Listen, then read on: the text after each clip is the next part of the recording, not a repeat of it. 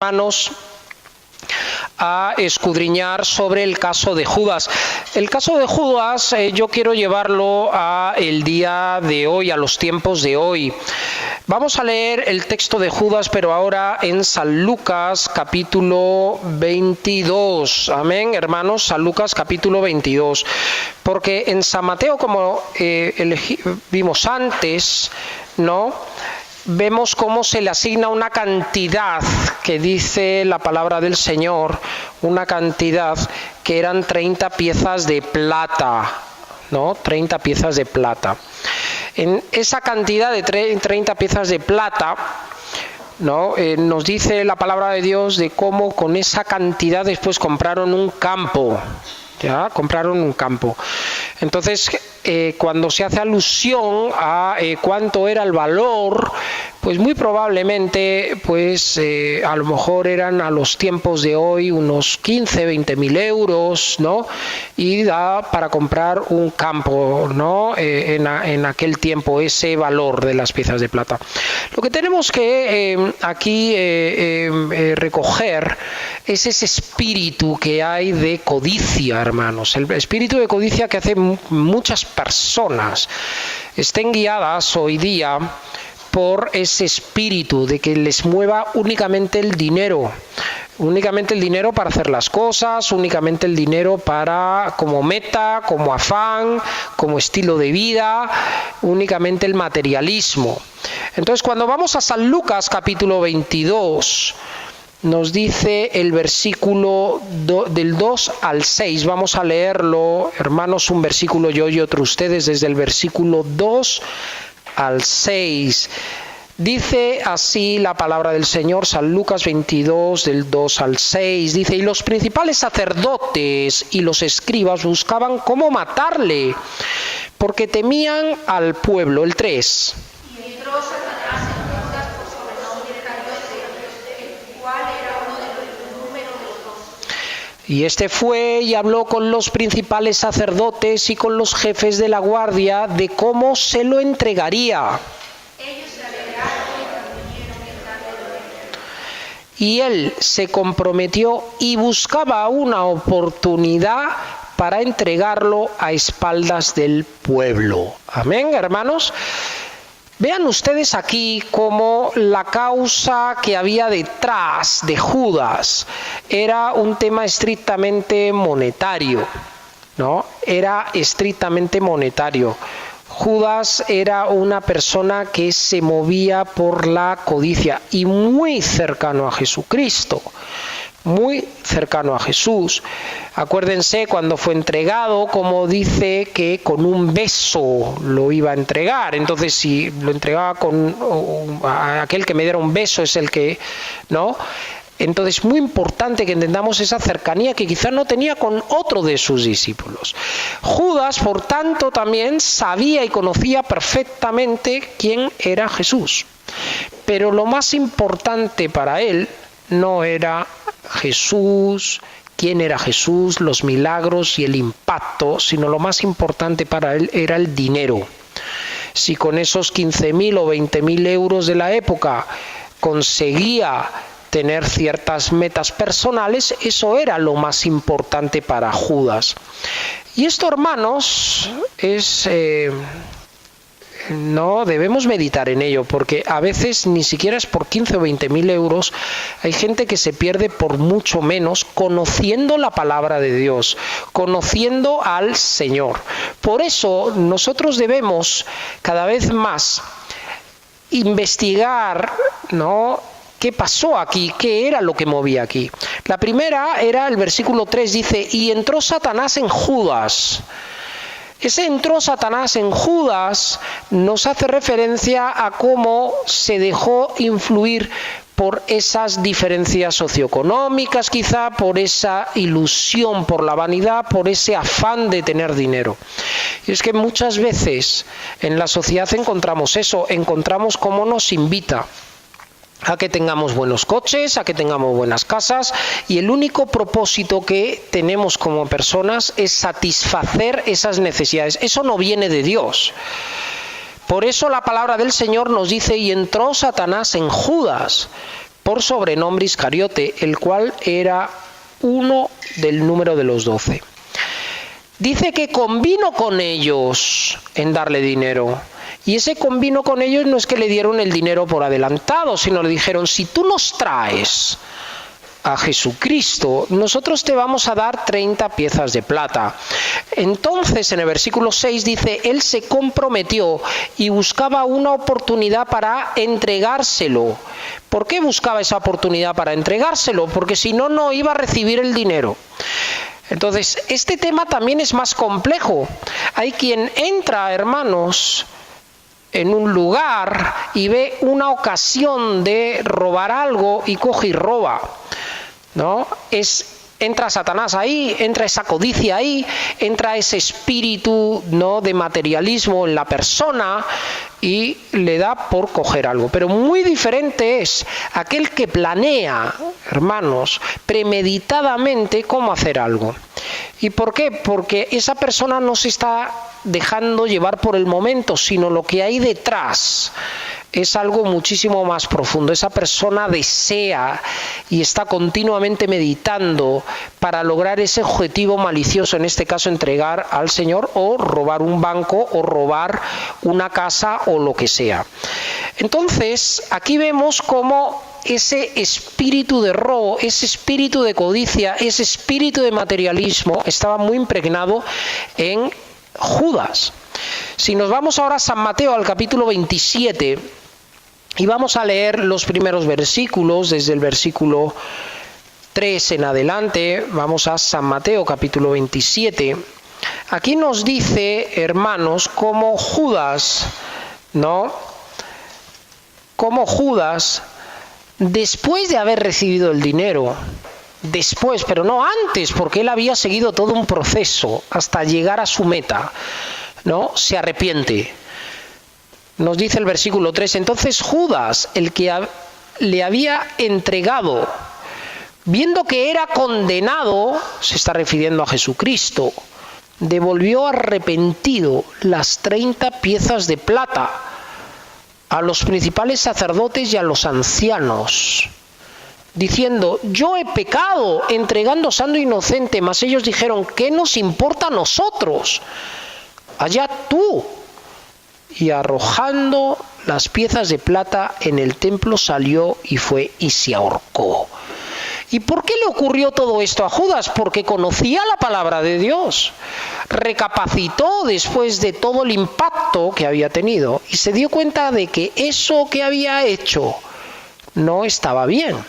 Y es lo que le sucede a muchos cristianos que se dejan llevar por ese espíritu de codicia y a veces sobornan a funcionarios públicos. A veces, hermanos, entran en el gobierno diferentes personas conociendo la palabra de Dios y dejan que les coimen, hermanos. Otros ven la oportunidad de robar en sus trabajos y roban en sus trabajos, conociendo la palabra de Dios, conociendo la palabra del Señor. Yo he tenido casos, experiencias en las cuales de hermanos, personas conocidas, personas que conocieron la palabra del Señor, de cómo terminaron muy mal por cometer actos que uno dice, oye, pero si esta persona no supiera, no conociera la palabra de Dios, pero conoce los mandamientos de Dios, conoce las leyes, no solamente de Dios, sino de los hombres, y cómo caen en esto. ¿Por qué? Porque hay ese espíritu de codicia. Dice que se ahorcó. El versículo 6, los principales sacerdotes, tomando las piezas de plata, dijeron, no es lícito echarlas en el tesoro de las ofrendas porque es precio de sangre. Y después de consultar, compraron con ellas el campo del alfarero para sepultura de los extranjeros. Compraron un campo que dijeron, bueno, vamos a usar este campo para sepultar a la gente que sea extranjera. Esto que leemos aquí tiene mucha enseñanza bíblica, mucha enseñanza bíblica. ¿Por qué? Porque el Señor, hermanos, a lo largo de su palabra nos llama a bendición y a prosperidad. Nos dice la palabra de Dios de que nosotros vamos a ser bendecidos, vamos a ser prosperados, vamos a tener abundancia de bienes. Sí, hermano, así dice la palabra del Señor. Entonces, ¿para qué vamos a tener todo eso? ¿Para terminar como Judas? No, no puede ser que nosotros usemos las bendiciones de Dios para perdernos. Entonces es mejor que nos deje muy pobres el Señor si resulta que las bendiciones de Dios van a ser para nuestro mal. Entonces, en el caso de Judas, ¿no?, veíamos que lo que le movía a él era un espíritu muy fuerte de codicia, de amor al dinero, un espíritu, ¿no?, que le llevó a entregar al mismo Señor Jesucristo, ¿no?, en este caso. Amén, hermanos. Vamos ahora a Salmos 1, que hemos estado leyendo antes, y en el Salmo número 1, ¿no?, nos dice la palabra del Señor en el versículo 1. En el Salmo número 1 nos dice la palabra de Dios en el versículo 1, dice: bienaventurado el varón que no anduvo en consejo de malos, y nos dice aquí la palabra del Señor, ni estuvo en camino de pecadores, ni en silla de escarnecedores se ha sentado. El versículo 2 dice: sino que en la ley de Jehová está su delicia, y en su ley medita de día y de noche. Y el 3 dice: será como árbol plantado a corrientes de agua. Y muy importante lo que viene ahora, que da su fruto en su tiempo, y su hoja no cae, y todo lo que hace, que dice, prosperará. Amén, hermanos, prosperará.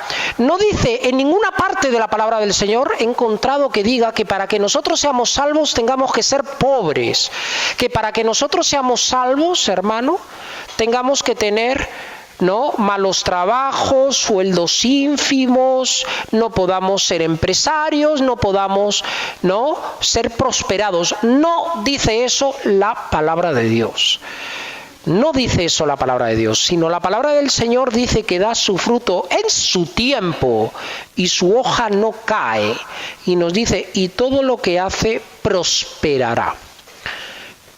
Entonces, muy importante lo que nos dice aquí, su fruto en su tiempo, no en el tiempo que nosotros queremos. Porque esta vida lo que nos dice es: hay que tener esto, hay que tener esto, hay que tener lo otro. Y ese esto y esto otro no sirve absolutamente para nada, hermanos. Absolutamente para nada.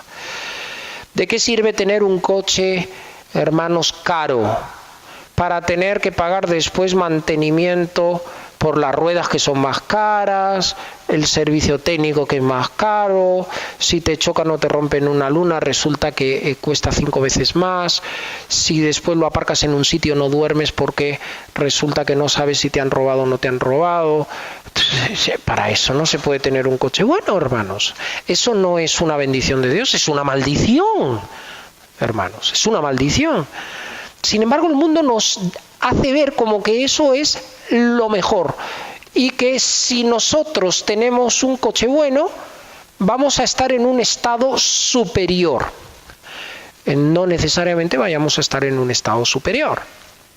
Entonces, muy importante que entendamos cómo las bendiciones de Dios son aquellas que nos dan paz, nos dan felicidad, nos dan, no aquellas que no nos dejen dormir, hermanos, que no nos dejen dormir. Sin embargo, nos dice el versículo 4 de el Salmo 1, no así los malos, que son como el tamo que arrebata el tiempo, por tanto no se levantarán los malos en el juicio, ni los pecadores en la congregación de los justos, porque Jehová conoce el camino de los justos, mas la senda de los malos perecerá. Amén, mas la senda de los malos perecerá. Esto que leemos aquí es muy importante, mis queridos hermanos, que meditemos en ello. Porque el Señor, hermanos, nos llama a bendición, nos llama a prosperidad, nos llama a que nosotros, hermanos, somos la máxima creación del Señor. Pero lo que no quiere es que nos perdamos como Judas. Lo que no quiere es que nosotros le demos la prioridad a aquello que no tiene la prioridad del caso, ¿no? Vamos a ir a 1 de Timoteo capítulo 6. Y en 1 de Timoteo, capítulo 6, la palabra del Señor es muy dura, muy estricta, ¿no? Muy estricta, porque cuando siempre uno predica de estas cosas, ¿no?, a los hermanos les gusta sacar este versículo. Entonces yo lo saco por adelantado, yo mismo lo estoy sacando, este versículo por adelantado, para que lo meditemos, para que lo estudiemos, hermanos. Y en 1 de Timoteo, capítulo 6, nos vamos a ir, hermanos, al versículo 9 y 10. Después vamos a leer el 8, ¿vale? Pero el 9 y el 10. Yo leo el 9 y ustedes el 10. Mira lo que dice la palabra del Señor. Porque los que quieren enriquecerse caen en tentación y lazo, y en muchas codicias necias y dañosas, que hunden a los hombres en destrucción y perdición. El 10.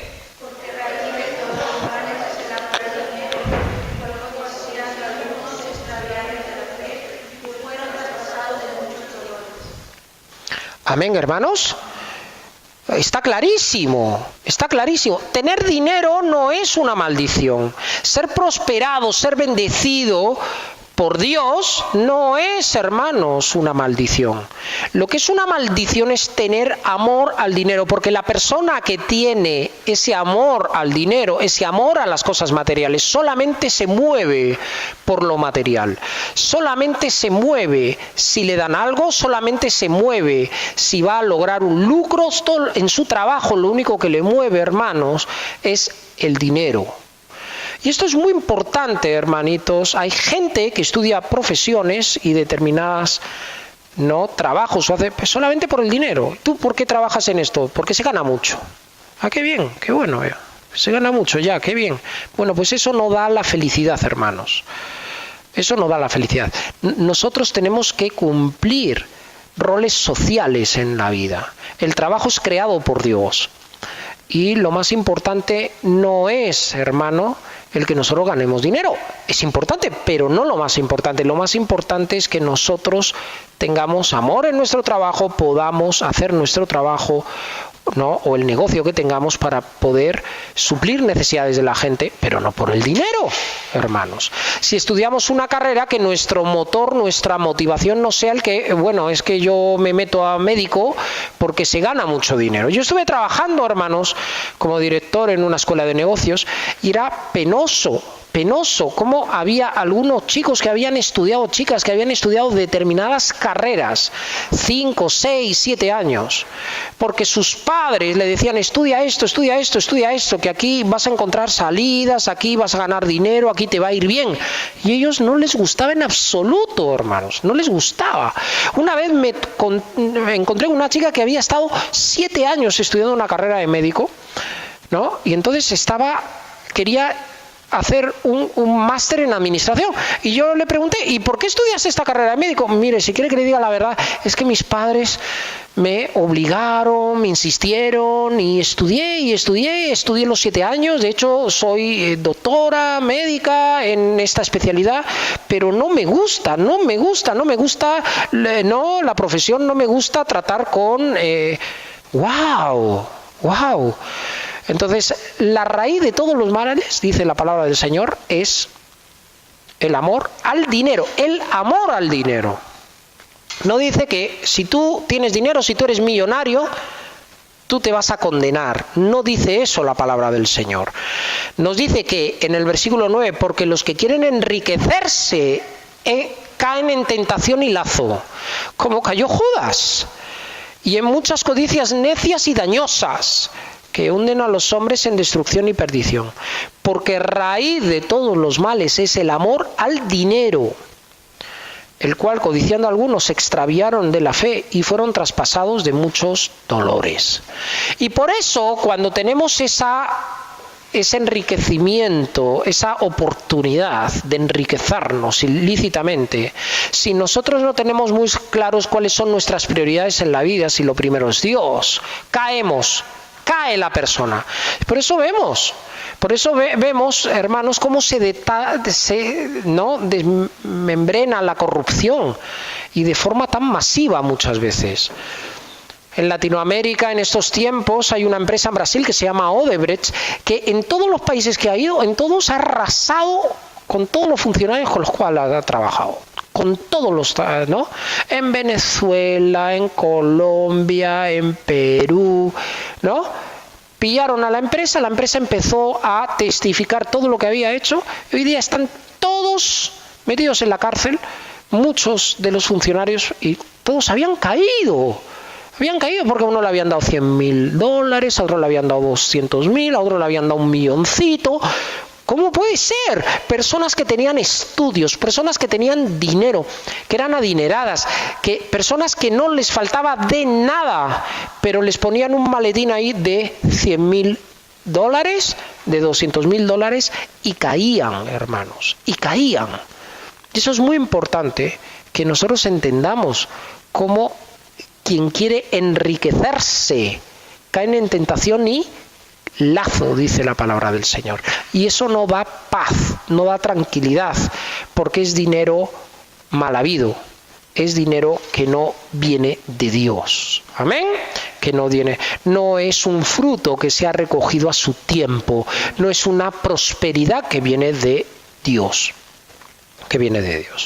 Vamos ahora, hermanos, a el libro de Eclesiastés. En el libro de Eclesiastés, queridos hermanos, la palabra del Señor, nos habla muy detalladamente sobre este tema de la vanidad, ¿no? Acuérdense que Eclesiastés es el último libro escrito por el rey Salomón, y él, hermanos, había gozado, ¿no? Porque era el rey más rico en su tiempo, el más poderoso, el más prosperado de todos. Y él, queridos hermanos, había gozado muchísimo toda esa prosperidad, toda esa riqueza. Y entonces, en el capítulo 5, a partir del 8 en adelante, no vamos a leerlo todo porque es muy extenso, nos habla de los problemas que trae ese amor al dinero, ¿no? De las personas que ponen primero el dinero antes que todo. Cuando esas personas ponen primero el dinero, les da igual la familia. Por eso los hijos que después traen, dice, ¿no?, de que son mal habidos, de que nada les queda en la mano. Ahora vamos a leerlo. Si ni siquiera ponen a la familia, hermanos, porque nosotros sabemos que en nuestra escala de valores primero tiene que estar Dios, después tiene que estar la familia, y después tendremos el resto de cosas, trabajo, amistades, etcétera, ¿no? Pero si yo estoy poniendo el dinero que debe estar en una de las partes más bajas, ¿no?, como lo primero, pues voy a dejar a la familia de lado, y a Dios ya ni te cuento dónde lo dejo. Por eso la palabra del Señor nos dice que la raíz de todos los males es el amor al dinero, el poner el dinero en el primer lugar. Y nos dice, hermanos, ¿no?, la primera cosa que nos dice en el versículo 10, ¿ya? En el versículo 10, capítulo 5 de Eclesiastés, versículo 10, nos dice así la palabra del Señor: el que ama el dinero no se saciará de dinero, y el que ama el mucho tener no sacará frutos. Amén. No sacará frutos. Y esto, hermanos, es una realidad. Es una realidad. Porque claro, hay muchas personas, ¿no? Hay muchas personas que quieren ganar porque necesitan comprarse su piso, su casa, que quieren ganar o quieren ahorrar, quieren conseguir dinero para poder pagar los estudios a sus hijos. Ya, perfecto. Pero ya conseguiste tu casa, ya tus hijos estudiaron, ya tienes ahí de todo. Entonces, quien ama el dinero, dice, no se saciará de dinero. No se saciará de dinero. Y esto, hermano, nos tiene que hacer reflexionar, porque si está en la palabra de Dios, nos está aquí diciendo que el Señor te va a bendecir, te va a prosperar, te va a dar sobreabundancia, pero todo eso tiene que ser algo accesorio en tu vida. Tú tienes que ser capaz de vivir con mucho, con poco, ¿no? Con un buen carro, con un mal carro, da igual. Lo más importante es que tú tengas a Cristo en tu vida, en tu corazón. Eso es lo más importante. Por eso el versículo 12 dice, dulce es el sueño del trabajador. Coma mucho, coma poco, pero al rico no le deja dormir la abundancia. ¡Wow! Entonces, ¿de qué sirve tener riquezas? Que tú tengas un buen coche, que tú tengas una buena casa, que tú tengas eso, si después vas a estar preocupado de que te entren a robar, de que vayan a llevarse sus joyas, de que te rayen el coche, ¿de qué sirve? ¡Qué desgracia!, ¿no? Y nos dice el versículo 13, hay un mal doloroso que he visto debajo del sol, las riquezas guardadas por sus dueños para su mal, las cuales se pierden en malas ocupaciones y a los hijos que engendraron nada les queda en la mano. Eso es muy fuerte, hermanos, muy fuerte, que a los hijos que engendraron nada les queda en la mano. Yo conozco el caso de tantas empresas, hermano, de tantas empresas que han llegado a ser empresas millonarias porque los dueños originales, los padres, fueron personas rectas, justas, etcétera. Pero a medida que van bajando de generación, ¿no? Los hijos, los nietos, nada les queda en la mano. Esa bendición que hicieron aquellos, todo ese dinero que lograron hacer con esas empresas, todo eso me ha hecho ver el Señor de cómo termina, hermanos, malvendiendo, perdidos, termina siendo más que una bendición, una maldición. ¿Y por qué? Está en la Biblia la palabra de Dios. Porque lo más importante aquí no es ser un gran empresario, no es tener dinero. Lo más importante es que nosotros le demos a nuestros descendientes, no dinero, sino le demos la palabra de Dios. Si hay algo, hermanos, de lo que más me hubiera gustado que mis padres me hubieran dejado, es palabra de Dios, hermano. No dinero,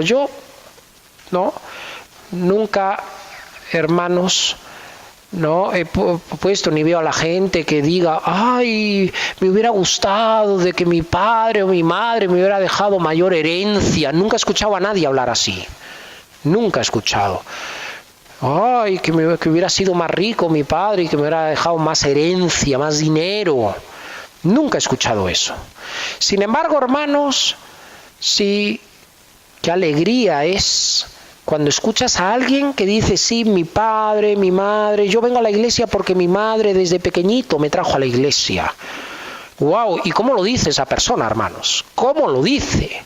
¿Por qué? Porque eso es muchísimo más valioso que todo el dinero y toda la plata que pueda dar quien sea.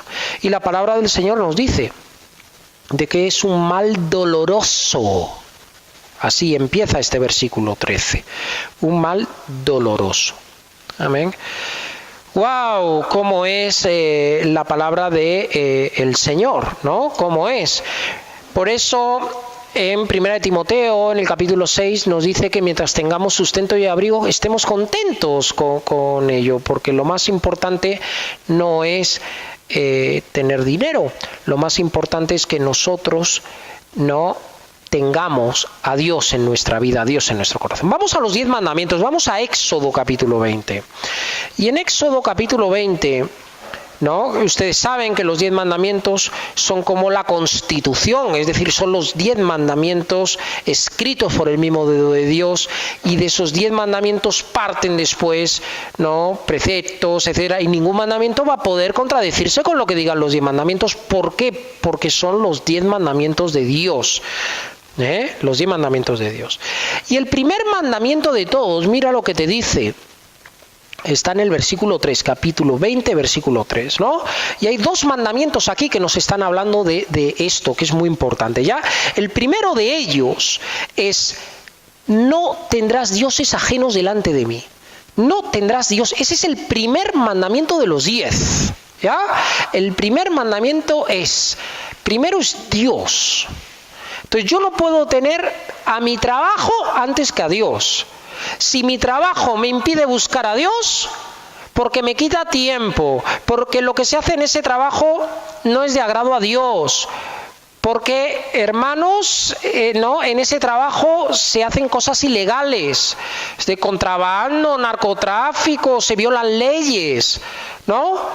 Entonces, hermano, si yo estoy poniendo primero mi trabajo antes que Dios, si mi trabajo me lleva tantas horas que no me permiten buscar a Dios, entonces yo tengo que cambiar. No, es que soy taxista y tengo que trabajar lunes, martes hasta el domingo, porque si no gano dinero. Y además el domingo es el día que más gano dinero, porque llega la gente del aeropuerto, recojo con el taxi, y ese día, como trabajan pocos, yo aprovecho y gano más.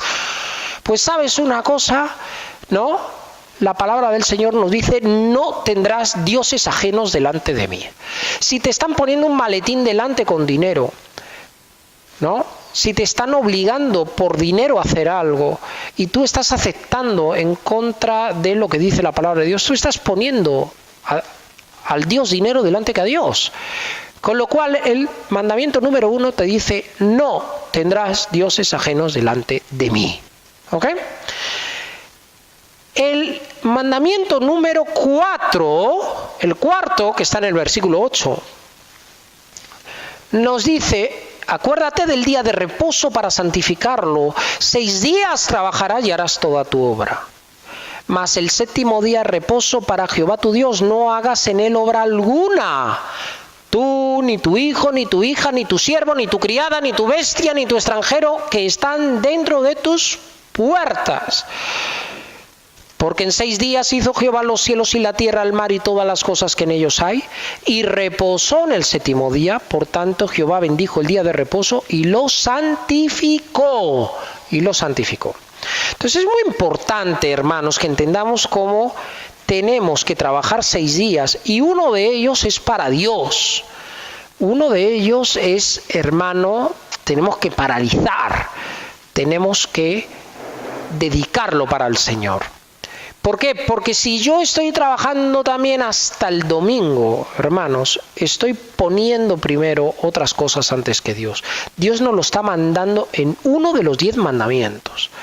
Así que, hermanos, a la hora de elegir un trabajo, a la hora, hermanos, de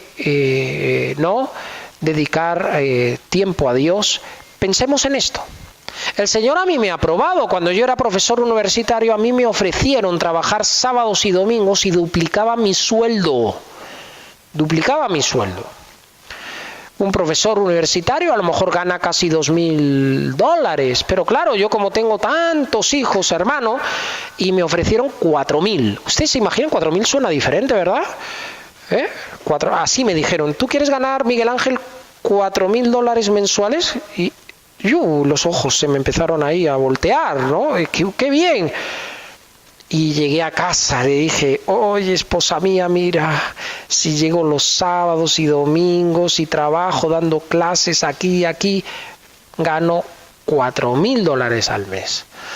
Y mi esposa me dio un par de bofetadas y me dijo: vuelve en sí, Miguel Ángel, vuelve. Espíritu de codicia, ¿no te das cuenta? ¿Y cómo? ¿Cuándo vas a ver a tus hijos? Y tú eres pastor, y tú eres... Ya, perdón, después le di, perdón, Señor, perdón. ¿Y por qué, hermanos? Si yo era uno de los 2 o 3 profesores en toda la universidad que no trabajamos los sábados y domingos duplicando nuestro sueldo. Y graciosamente, los otros 2 profesores que tampoco hacían este tipo de trabajos, uno de ellos era el rector y otro de ellos era profesor que tenía gran fama e ingresos porque era consultor. ¿Qué les trato de decir con esto? Les trato de decir, hermanos, de que el Señor es el que nos va a prosperar, el que va a hacer todo lo necesario para poder suplirte toda necesidad. Pero la tentación la vamos a tener todos. Si yo como pastor he tenido la tentación, si yo como pastor hasta me lo he pensado por la necesidad, hermanos, por la necesidad que tenía en aquel momento, ¿qué no va a ocurrir contigo, hermanos? También te va a ocurrir, pero la palabra del Señor, hermano, nos dice que Dios te va a dar su fruto a su tiempo, en el momento de Dios. Tú tienes que dedicar, y el Señor te quiere probar para que tú conozcas qué tienes en tu corazón. El Señor eso lo tiene muy claro, hermanos, ¿no? Entonces es muy importante que entendamos, ¿no?, cómo debemos